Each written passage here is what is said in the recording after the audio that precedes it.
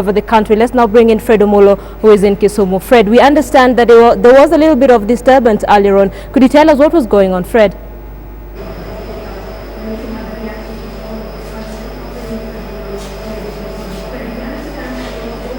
Hello?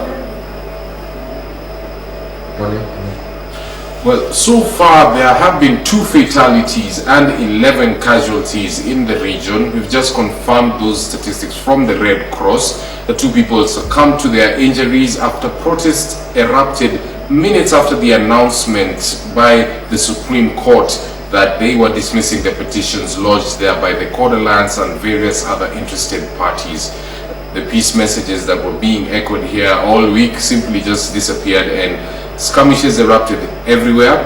But the police moved in very quickly, and small contingents of about 10 to 20 policemen were dealing with most of the protests. Basically what they were doing, they were blocking the busy roads around here in Kisumu town.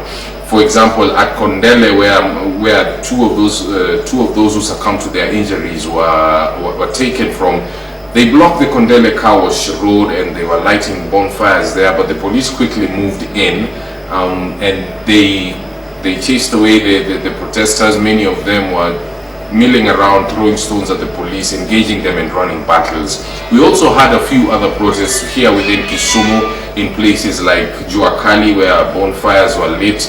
Around the general stage area, as well as near the municipal market, there were also protests there, and also in Nyalenda estate on the lower side of Kisumu and Nyamasaria. Beyond Kisumu County, we also had skirmishes in places like Ahero at the junction with Ahero to Katito, in Homa Bay town, as well as in Migori and Awendo areas. And in those places, the protests are said to have been much smaller than what was happening here in Kisumu. The police in those cases as well moved in and dealt with them. Within an hour or 2 after the protests began at around 5:36, most of all those areas were calm. However, the exception was Siaya County. You know, Siaya County is actually the home county of Prime Minister Raila Odinga. He comes from Bondo constituency, and his brother Oburu actually represented the area for about 20 years. And Siaya was completely calm. All the 6 constituencies in the area were completely calm. There are no skirmishes there, at least from the reports that we had by the time that we were going on air. So that is the situation right here. We are still watching. Kisumu has most shops were completely shut down. Most entertainment spots have closed down, and there's a sense of an eerie calm, some sort of tension.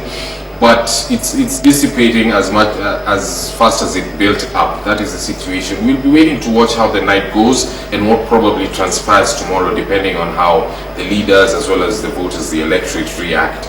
That is the situation here in Kisumu so far. Fred Omolo there reporting from Kisumu.